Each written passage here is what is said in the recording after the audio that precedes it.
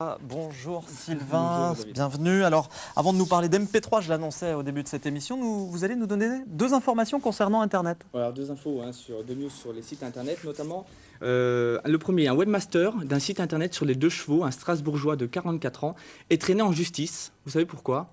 Tout simplement, il avait un forum sur lequel des internautes laissaient des messages, et l'un a demandé qu'est-ce que vous pensez de ce revendeur de deux chevaux. Et il a mis textuellement, il a posté, pour avoir vu de près plusieurs d'œufs restaurés chez lui et vendus à prix fort, c'est du travail bâclé comme c'est pas permis, adresse à éviter impérativement. Bien sûr, le revendeur le poursuit en justice pour diffamation caractérisée avec intention de nuire. C'est un peu le système d'eBay, vous savez, quand on achète, on doit mettre une notation sur les vendeurs et sur les acheteurs. Oui, mais justement, faites attention à Internet.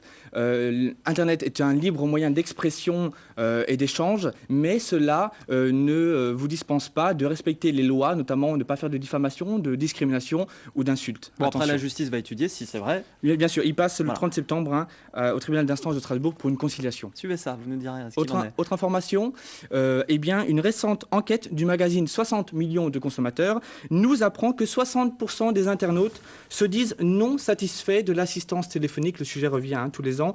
Alors, ils critiquent leur efficacité, leur accessibilité et enfin son prix. Vous savez, c'est les célèbres 0,892 que vous appelez à 34 centimes d'euros la minute pour avoir souvent une mauvaise réponse au bout. 3 fournisseurs d'accès à Internet ont récolté donc une appréciation positive. Il s'agit de Club Internet, AOL et Télé2. Il fallait le signaler. D'ailleurs, le ministre de l'Industrie reçoit aujourd'hui ses partenaires Internet afin de leur demander de ne plus faire payer l'accès à 0,34 centimes la minute durant l'attente, quand on a la petite musique. Ils vont essayer de trouver une solution pour éviter justement d'avoir à subir ce coût élevé de frais téléphoniques. Ça fait cher la musique, vous avez compris ma transition. On va parler musique et MP3 avec plein d'objets que vous nous avez amenés. Alors tout d'abord, pour les novices, le MP3 Kezako. Qu'est-ce que c'est que le MP3?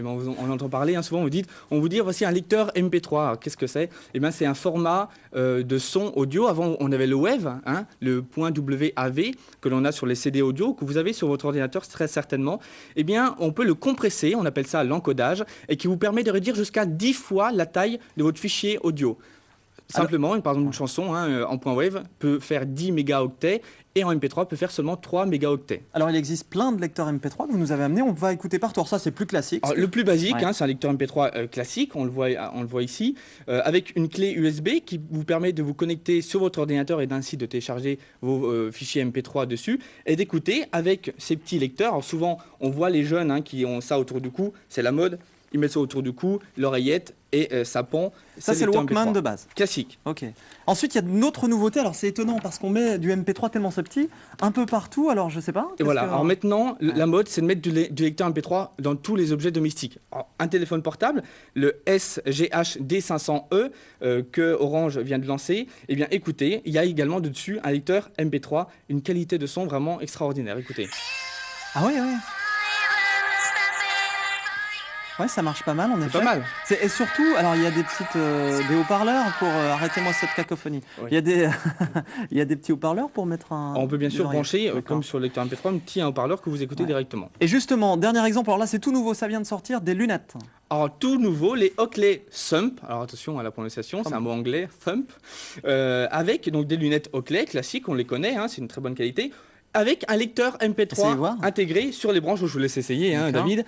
Un lecteur MP3 intégré. Alors sur la droite, vous avez 3 petits boutons qui vous permettent d'avancer, de reculer vos titres ou de faire pause. Et sur la branche de gauche, vous avez les touches du volume. Alors là, je m'occupe du son. Quel est l'avantage de ces lunettes? Vous pouvez également lever les lunettes. Hop, voilà. Comme ça, on voit. Alors bien sûr, quel est l'avantage de ça? C'est par exemple de courir. Ah oui, vous voyez avant vélo.